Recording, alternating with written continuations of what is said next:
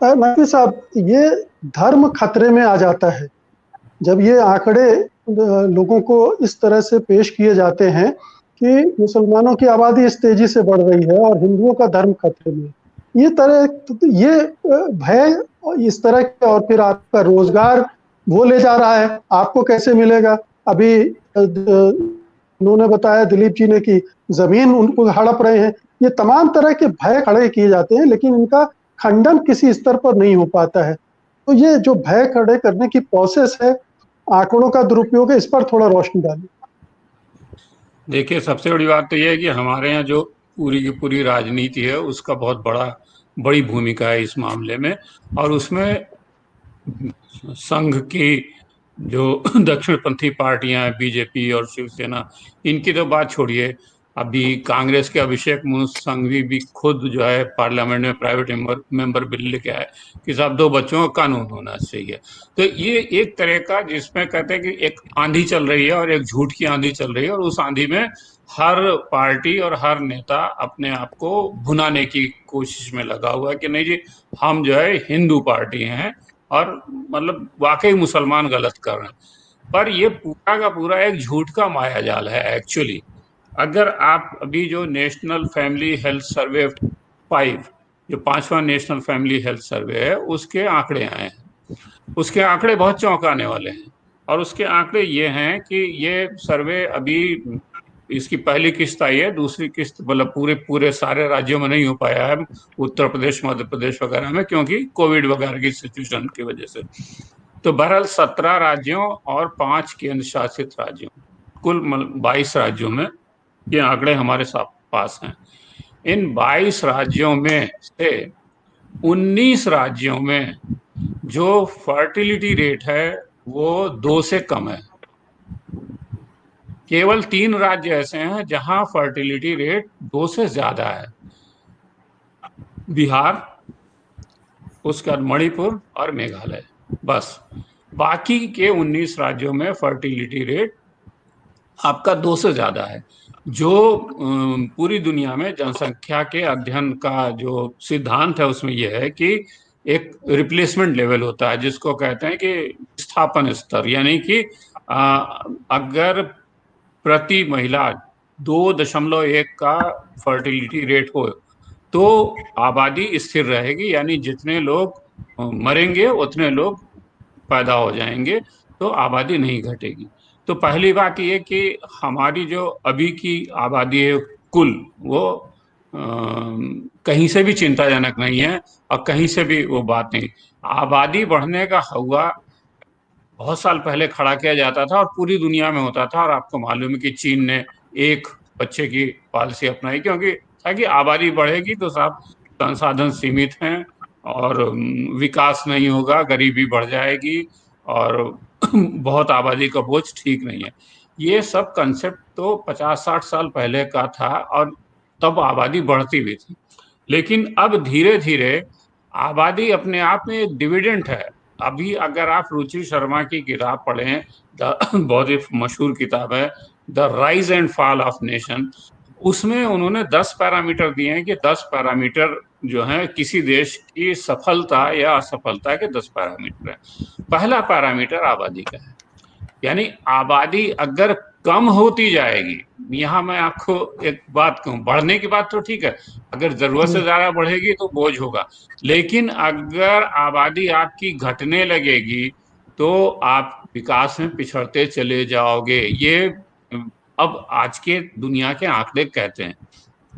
इसीलिए उन्होंने, रुचि शर्मा ने खास तौर से इसका मेंशन किया कि बहुत से पश्चिमी देशों ने, जर्मनी ने, फ्रांस में, कुछ और देशों ने बीच में बेबी बोनस अनाउंस किया कि यानी बच्चे इतने कम पैदा हो रहे हैं तो महिलाओं को प्रोत्साहित किया जाए कि भाई वो 1 से अधिक बच्चे पैदा करें और उस दूसरे बच्चे के लिए बोनस दिया जाए, सरकार बोनस दे। चीन ने अभी, आपको याद है, मालूम ही है सबको कि 1 बेबी पॉलिसी थी, उसको बढ़ा के 2 कर दिया। लोगों ने उसमें कोई रुचि नहीं ली, अब उन्होंने 3 कर दिया कि भाई बच्चे पैदा करो। क्यों? कारण क्या है? कारण यह है कि अगर आबादी में जो काम करने वाली आबादी, जिसको कामगार आबादी कहते हैं, यानी जो वर्किंग पॉपुलेशन है, अगर वो घटती चली जाएगी यानी अगर नए बच्चे पैदा नहीं होंगे और पुराने ही लोग चलेंगे तो पुराने लोग अब पहले के मुकाबले काफी ज्यादा जी रहे हैं, क्योंकि स्वास्थ्य सेवाएं बढ़ गई हैं। आप जो है वो 80 साल की उम्र में भी आप हार्ट ट्रांसप्लांट करा लेते हो, बाईपास सर्जरी करा लेते हो, ब्रेन हेमरेज हो तो सर्जरी करा लेते हो, और लोग जी रहे हैं क्योंकि सभी जगह स्वास्थ्य सेवाएं अच्छी हो गई। तो जो एजिंग पॉपुलेशन है, जो हमारे जैसे सफेद बाल वालों की पॉपुलेशन है, वो बढ़ती चली जा रही है और वो काफी ज्यादा समय तक जीवित रहती है। लेकिन वो प्रोडक्टिव पॉपुलेशन नहीं, क्योंकि वो उस तरह के काम नहीं कर सकती जिससे जीडीपी बढ़े वगैरह वगैरह। उनको देखभाल और केयर की जरूरत होती है, उनके ऊपर राज्य का और बाकी संसाधनों का खर्च होता है। जो काम करने वाली पॉपुलेशन है वो तो नीचे से आती है, युवा पॉपुलेशन है, और वो काम करती है और वो जीडीपी में ग्रोथ करती है। तो अगर हमारा जो फर्टिलिटी रेट है वो कम होता जाएगा तो हमें विकास में ये दिक्कत होगी। तो पहली बात, जब अभी मैंने आपको कहा कि जब पूरे देश का फर्टिलिटी रेट 2.1 के आसपास है, तो अब आप यहाँ पे 2 बच्चों के कानून लाने की बात क्या करते हो, क्योंकि वो तो पहले से ही कम है। एक अच्छा, दूसरी बात यह है कि जो अभी कुरैशी साहब कह रहे थे उसको मैं संक्षेप में कहूंगा कि दुनिया भर में 3-4 फैक्टर होते हैं आबादी बढ़ने के या आबादी घटने के, यानी बच्चे ज्यादा पैदा होने के या बच्चे कम पैदा होने के। सबसे बड़ा है कारण पिछड़ापन। जो इलाके और जो देश गरीब हैं दुनिया भर में, ये कोई एक जगह भारत की बात नहीं, दुनिया भर में जो देश गरीब हैं वहां पे फर्टिलिटी रेट ज्यादा है। जो देश अमीर हैं, जो देश आर्थिक तौर पे संपन्न है, जो इलाके आर्थिक तौर पे संपन्न है, वहां फर्टिलिटी रेट कम है।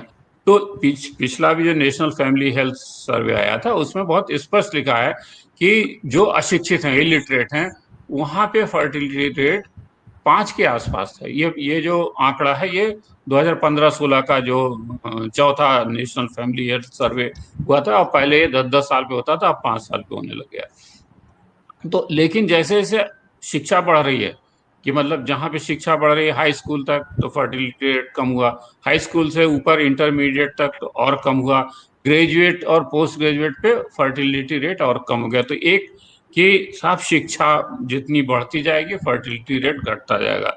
उसी तरह से गरीबी, अगर आप आर्थिक तौर पे जो ग्रुप संपन्न है उसमें बच्चे कम पैदा होते हैं। जहाँ पे ज्यादा गरीबी है वहां बच्चे ज्यादा पैदा होते हैं।